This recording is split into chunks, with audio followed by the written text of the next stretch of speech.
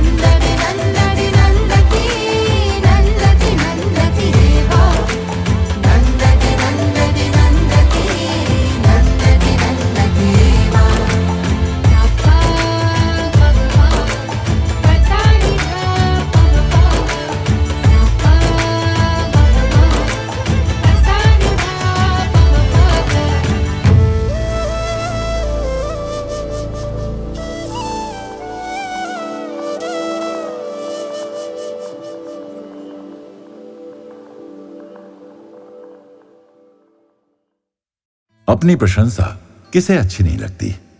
हम सब अपने बारे में हमेशा अच्छा ही अच्छा सुनना चाहते हैं। सब में ये इच्छा बड़ी गहरी बैठी है। तभी हम कुछ भी करें सोचते हैं लोग क्या कहेंगे, यानी हम जो करें लोग उसकी बुराई नहीं सराहना करें। एक सीमा तक ये भाव अच्छा है।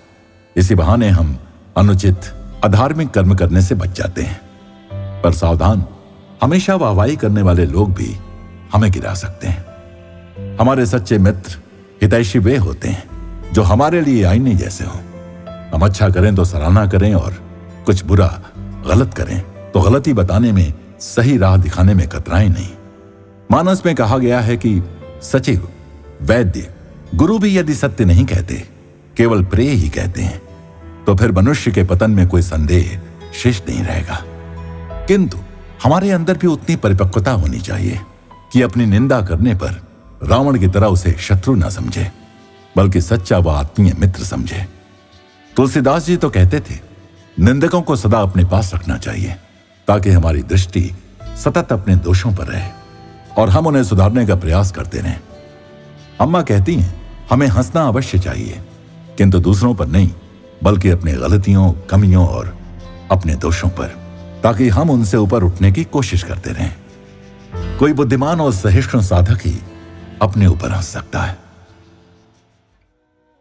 प्रेम स्वरूपी और आत्म स्वरूपी आप सभी को नमस्कार। നമ്മുടെ ഓരോ സൽപ്രവൃത്തിയും ഈശ്വരനിലേക്കുള്ള പാത തെളിക്കുകയാണ്. അനന്റെ പാതയുടെ മുള്ളു മാറ്റുന്നവൻ സ്വന്തം പാതയിൽ പുഷ്പം വിടർത്തുമെന്നാണ്. നമ്മുടെ പാതയിലെ മുള്ളും നമ്മുടെ പാതയിലെ പുഷ്പം നമ്മൾ തന്നെ. महाभारत, रामायण और भागवतम में देखें तो सारे पशु पक्षियों, वृक्षों, लताओं आदि सबको स्वीकारा है। वहाँ हर एक पात्र कैसे परस्पर सहायता करता है, ऐसा हमें दिखाया गया है। यूं तो लाखों उदाहरण हैं, पर अम्मा एक का उल्लेख करेंगी। जटायु ने रावण को सीता हरण करके ले जाते देखा। जटायु जानता था कि रावण अधर्म कर रहा है, पर वो रावण को युद्ध में हरा नहीं पाएगा। पर जटायु ने सोचा, जीत ना पाऊं, कोशिश तो करनी चाहिए, और चला युद्ध करने। वो मुझसे बलवान है सोचकर हार नहीं मानी। चुपचाप नहीं बैठ गया। धर्म के लिए वो रावण से लड़ा। धर्म के लिए लड़ते लड़ते हताहत हुआ। इसलिए अंतिम समय श्री राम के दर्शन पाए, उनकी बाहों में प्राण त्यागे। छोटा सा पक्षी होने पर भी उसने धर्म के लिए युद्ध किया। जानता था मेरी क्षमता के परे है, फिर भी स्वधर्म छोड़ नहीं दिया। प्रयत्न करना चाहिए, इस आत्मविश्वास से आगे बढ़ने को प्रेरित हुआ। आत्मविश्वास ने उसे युद्ध में सक्षम बनाया। वो धर्मार्थ लड़ा। श्री राम के आने तक उसके प्राण रहे, फिर उनमें समा गए। ईश्वर को किसी से जानकारी नहीं चाहिए, पर वो राम को ये बहुमूल्य सूचना दे पाया कि माँ यहीं से गुजरी थी। हमारा हर सत्कर्म ईश्वर की ओर मार्ग प्रशस्त करता है। दूसरों की राह से कांटे हटाएं तो अपनी राह में फूल खिलेंगे। हम ही अपनी राह के फूल और कांटे या प्रकाश और अंधकार बन जाते हैं। रामायण में आती है एक कथा गिलहरी की।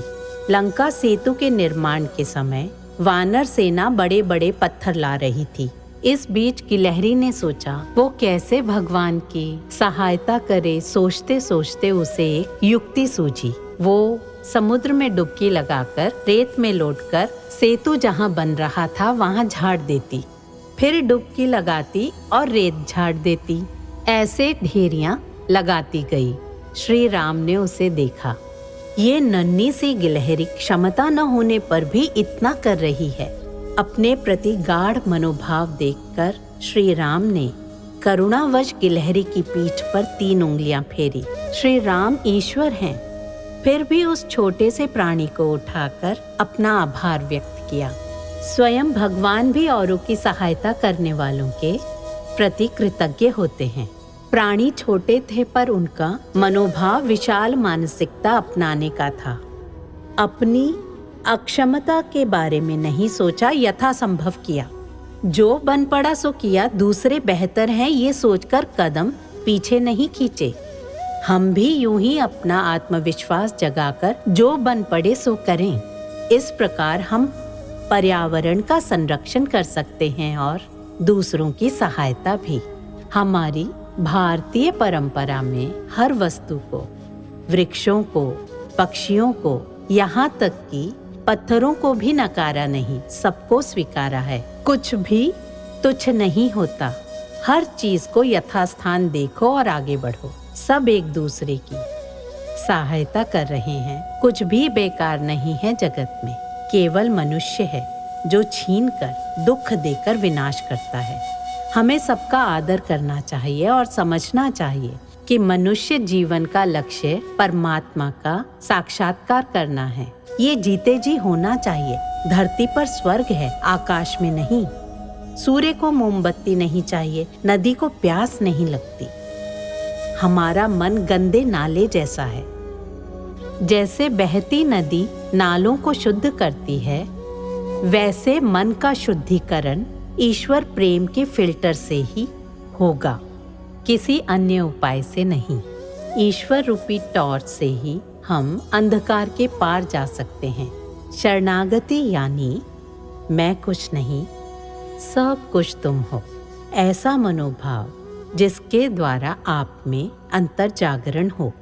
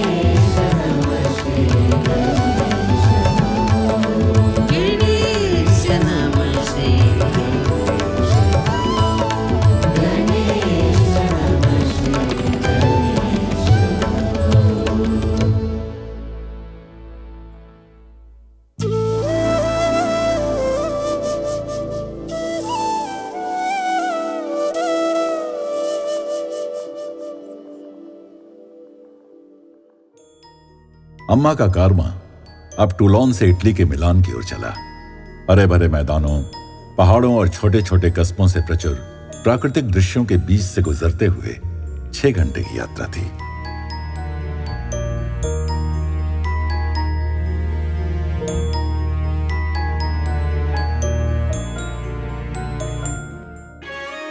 अम्मा देर शाम मिलान में पहुंची।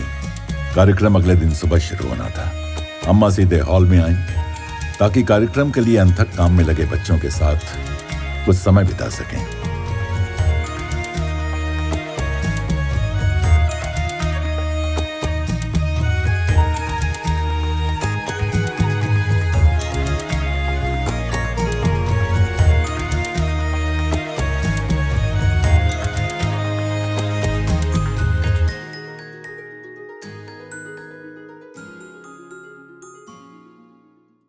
सबके साथ कुछ हल्के फुल्के पल बिताने के बाद अम्मा ने सबका ध्यान में मार्गदर्शन किया।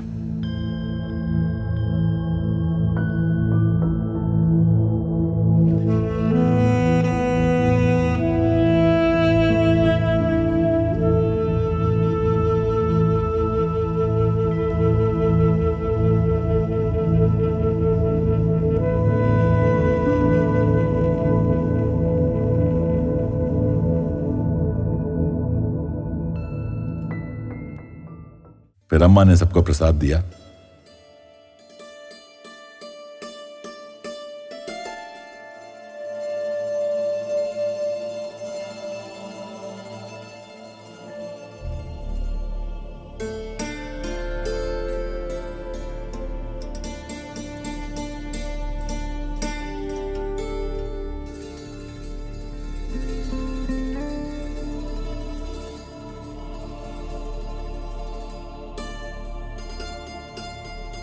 इतालवी भक्तों को अचंभा हुआ जब अम्मा ने इतालवी रिवाज के अनुसार उन्हीं की भाषा में बोना पटीट कहा। Buon appetito।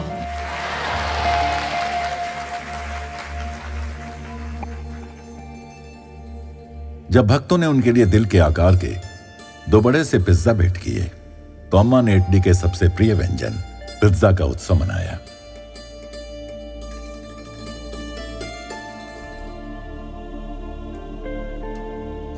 कभी कभी अम्मा को अच्छा लगता है उनके भक्त आध्यात्मिक अर्थ वाली कहानियां सुनाएं।